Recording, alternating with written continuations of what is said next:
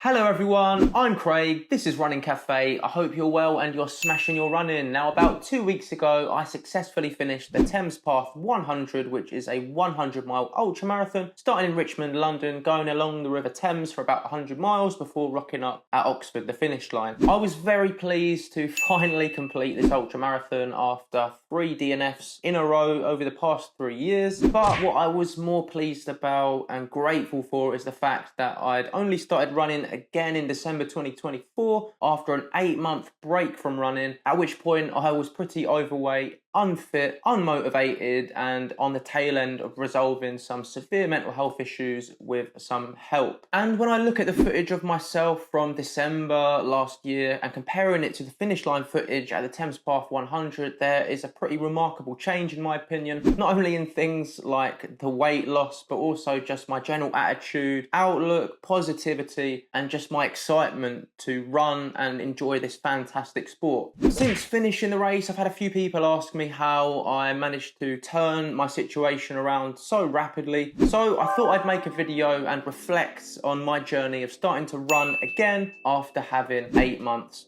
off. Number one, and by a clear country mile, the most important thing I did was to focus on resolving my underlying mental health issues. Personally, up to that point, I'd never experienced mental health issues on this severe level, and it was an incredibly educational and new experience for me. And in hindsight, I am glad that I took the time out of running to focus on myself and get help from various sources. And the way I can explain it in my simple brain is like a robot. So I'm not comparing us to robots at all, but what I'm trying to say is a robot has its hardware. You see a robot, it's made out of metal, it's got its components, it's got its bits. What I'm trying to say is it's got potential, it can do things. However, it also has a software program which tells the robot what to do. If that software program is damaged or it's not working properly for whatever reason, then that robot isn't going to be able to function to the best of its potential and achieve what it needs to achieve. And I think it's exactly the same thing when it comes to mental health. By taking the time to get help and work on that underlying issue, I was then able to get back into a better headspace and in the right frame of mind to focus on doing what I love, which is running. Whether or not you've got a mental health issue or a physical health issue, I would just say please prioritize your health. It's incredibly important. And for me personally, I now prioritize my mental health as much as my physical health. Number two is that I fixed my lifestyle. So it's fair to say that during the 8 months off, I really did neglect my lifestyle in terms of my diet and my sleep habits. So for diet, I was eating loads of processed foods, all the takeaways under the sun you can imagine. I probably think I was paying for the salaries of every staff member at my local KFC for a good chunk of that time. I wasn't getting the right amounts of nutrients or vitamins in my diet, and to be honest, it was a dietary train wreck. And whilst it's embarrassing to say these things, that's the reality of the situation. And once I started to focus on fixing those things, so eating as many whole foods as possible,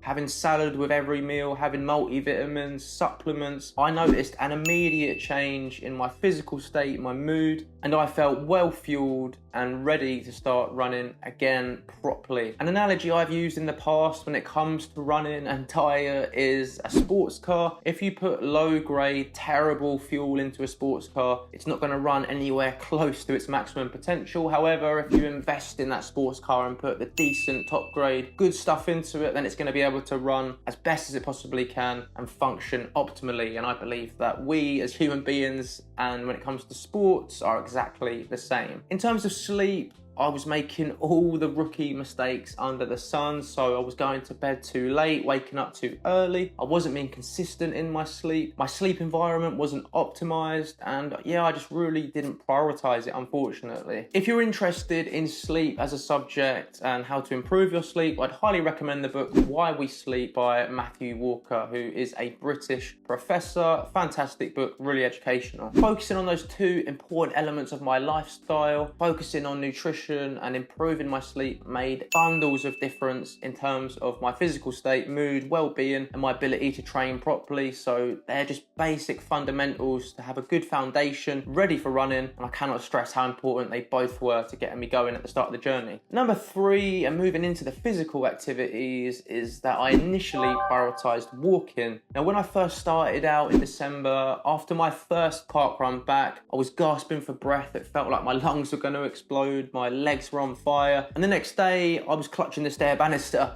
to get up the stairs, and I was absolutely shattered. So that was really fun. I wasn't in a physical place cardiovascular wise or muscular wise to do running straight away as my primary source of exercise, so I made walking my absolute bread and butter of my routine. Compared to running, walking is much lower impact on the body, and doing that as my main source of exercise at the start allowed me to get in relatively high volumes over an extended period of time, minimize the risk of injury, whilst also having that mental health benefit, knowing that I was working on something to improve my cardiovascular and muscular fitness, and I was doing something, even if I wasn't doing as much running as I wanted to. So initially the walks were pretty small in terms of duration and the number of walks I was doing, but I then ramped it up pretty significantly in the next few months that followed, and I wholeheartedly believe that walking established the solid base and foundation that I truly needed to start running comfortably and to minimize the risk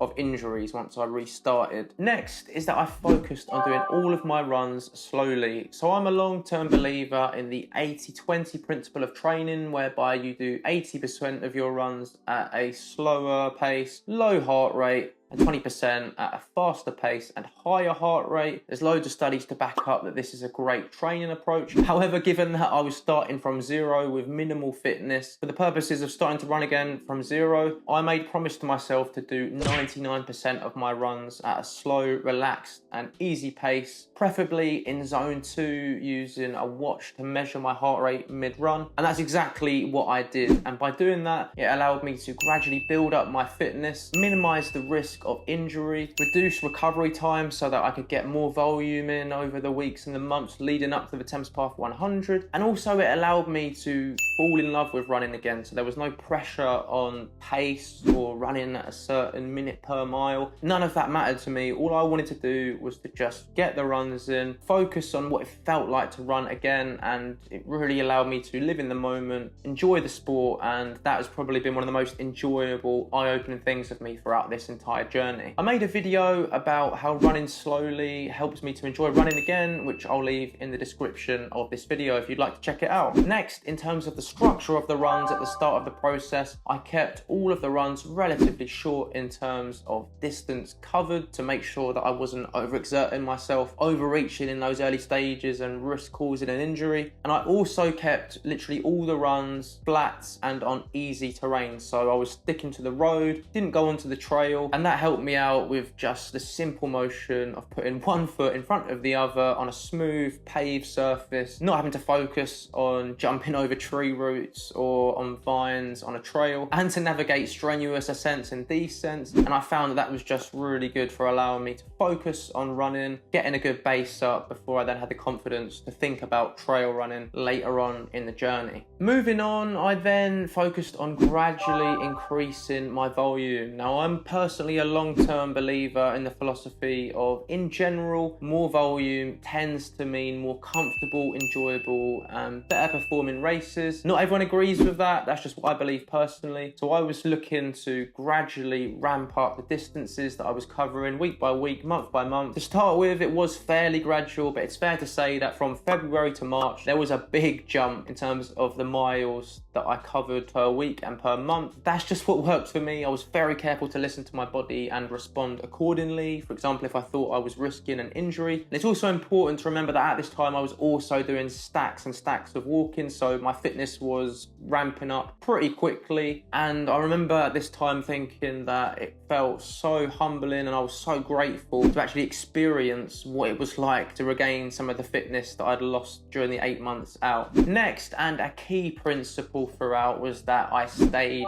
positive and solved problems. So like anything in life, running is not always a smooth and easy business. There's going to be issues, problems, things that come up that you have to solve and fix on the go. So the biggest problem I came up with was mid-February. I accidentally and clumsily walked into my bed frame really enthusiastically. I smashed my little toe on it, and it's got to be one of the most painful stub toes I've ever had in my life. I probably actually may have fractured the toe, and I was out of running for about a week or two, and I couldn't really walk either. So during that time, I was quite frustrated and annoyed with myself to have got injured at the hands of myself in this case. But I stayed positive and focused on the long term. A small temporary setback wasn't going to hold me back forever. The foot was going to heal, and in the meantime, I just kept focusing on doing what I was doing outside of running and walking. So focusing on nutrition, my diet, and just doing everything I could to stay positive throughout that particular time. There you have it. That was just a whistle-stop tour of my journey of starting to run again after 8 months off of running. Overall, this journey has been incredibly humbling and educational for me, and I'm incredibly grateful to now be running again. I've got my fitness back, and I'd like to believe now that I will never take my fitness or my ability to run